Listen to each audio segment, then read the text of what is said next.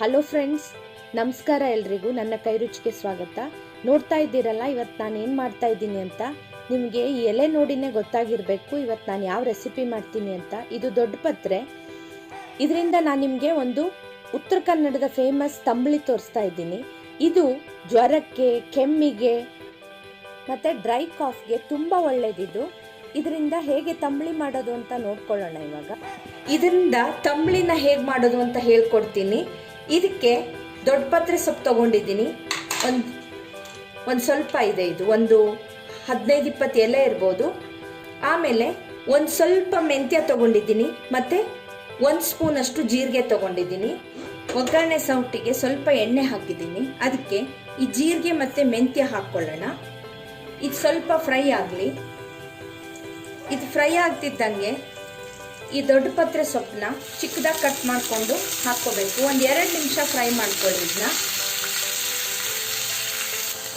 ನೋಡಿ ಎಷ್ಟು ಬೇಗ ಫ್ರೈ ಆಗಿಬಿಡುತ್ತೆ ಇದು. ಆಯ್ತು, ಇವಾಗಿದ್ದು ಇದನ್ನ ಆಫ್ ಮಾಡೋಣ. ಇವಾಗ ಇದನ್ನ ಆಫ್ ಮಾಡಿದ್ದೀನಿ. ಇದು ಕಂಪ್ಲೀಟಾಗಿ ಆರಬೇಕು. ಇವಾಗಿದು ಆರಿದೆ. ಇದನ್ನ ರುಬ್ಕೊಂಡ್ಬಿಡೋಣ. ಇಲ್ಲಿ ಒಂದು ಅರ್ಧ ಬಟ್ಲಷ್ಟು ತೆಂಗಿನಕಾಯಿ ತುರಿ ಹಾಕ್ಕೊಂಡಿದ್ದೀನಿ. ಇದಕ್ಕೆ ಈ ಸೊಪ್ಪನ್ನ ಹಾಕ್ಕೊಳ್ಳೋಣ. ಈಗ ಇದನ್ನ ರುಬ್ಕೊಂಡ್ಬಿಡೋಣ. ಈಗಿದು ರೆಡಿಯಾಗಿದೆ. ಇದನ್ನ ಒಂದು ಪಾತ್ರೆಗೆ ತೆಕ್ಕೊಳ್ಳೋಣ. ಈಗ ಇದಕ್ಕೆ 1 ಗ್ಲಾಸಷ್ಟು ಮಜ್ಜಿಗೆ ಸೇರಿಸ್ತಾ ಇದ್ದೀನಿ. ಇದನ್ನ ಚೆನ್ನಾಗಿ ಮಿಕ್ಸ್ ಮಾಡ್ಕೊಳ್ಳಿ. ರುಚಿಗೆ ಎಷ್ಟು ಬೇಕೋ ಅಷ್ಟು ಉಪ್ಪು.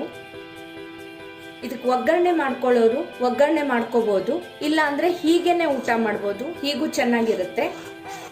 ನೋಡಿದ್ರಲ್ಲ ದೊಡ್ಡ ಪತ್ರೆ ತಂಬಳಿ ಹೇಗೆ ಮಾಡೋದು ಅಂತ. ಇದು ನೀವು ಅನ್ನದ ಜೊತೆನೂ ತಿನ್ಬೋದು ಮತ್ತು ಮುದ್ದೆ ಜೊತೆನೂ ತಿನ್ಬೋದು. ತುಂಬಾ ರುಚಿಯಾಗಿರುತ್ತೆ, ಆರೋಗ್ಯಕ್ಕೂ ತುಂಬ ಒಳ್ಳೆಯದು. ಎಲ್ಲರೂ ಟ್ರೈ ಮಾಡಿ ಹೇಗಿತ್ತು ಅಂತ ನನಗೆ ಕಮೆಂಟ್ ಮಾಡಿ ಹೇಳಿ. Thank you for watching.